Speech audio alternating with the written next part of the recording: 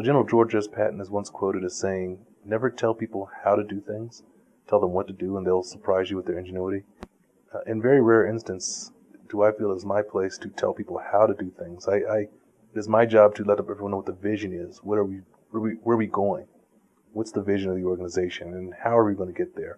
We're going to be a charitable company. What's the culture of the organization? I set those things, and then from that vision, goals are created and developed, and then I expect, I encourage, I allow my employees to take ownership of their areas and drive towards those goals. I'm only going to be as successful as my people, my troops, will allow me to be.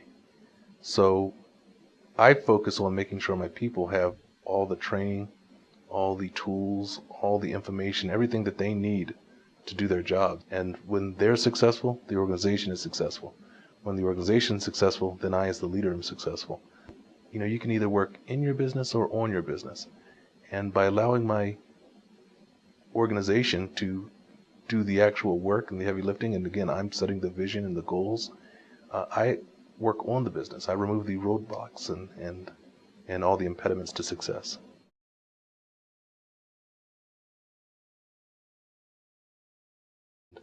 I remember as a young lieutenant going home one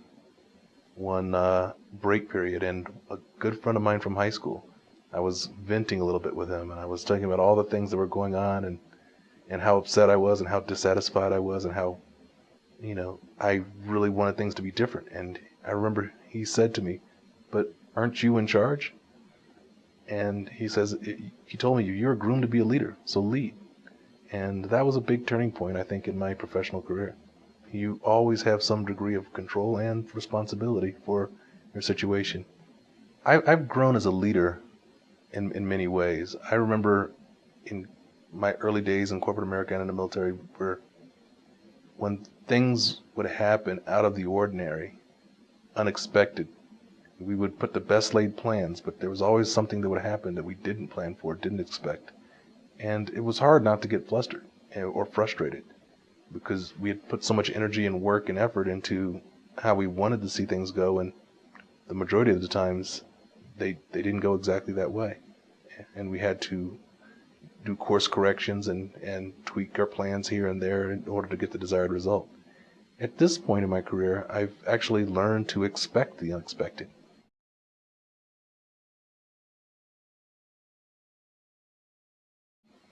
There's another expression that when the student is ready, the teacher will appear. And I think that happens for all of us, at least it has for me, at different stages.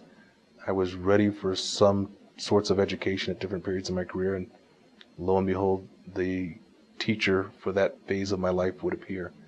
And then they would disappear, and I'd go to another stage, and there'd just be someone else. So it would take too long to talk about any particular person. But I will say that there are many people who've been my mentors, whether they've known it or not, over the years. And some of those mentors taught me how I would like to be and showed me how I would like to be. And some of my mentors showed me how I do not want to be.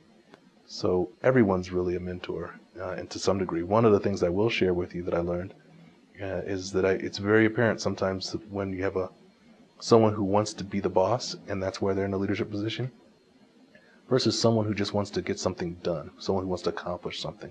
That's a subtlety that I became aware of earlier on, that I worked very hard to be the person who wants to get something accomplished versus someone whose ego just demands that they just be the boss.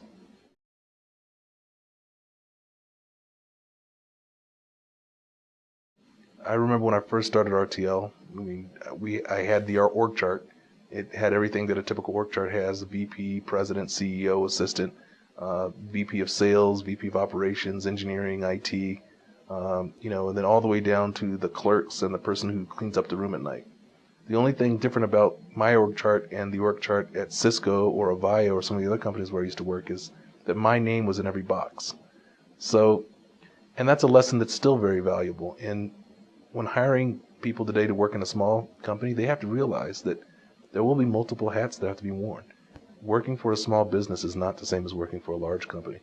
And if you're hiring somebody who doesn't understand that, then they're going to be frustrated because they're going to have numerous tasks that they feel they shouldn't have to do and that they should just be there. they're going to be unhappy. And then you, as the hiring person, as the company, you're going to be unhappy because the work's just not going to get done. It's going to flounder because they're waiting on something.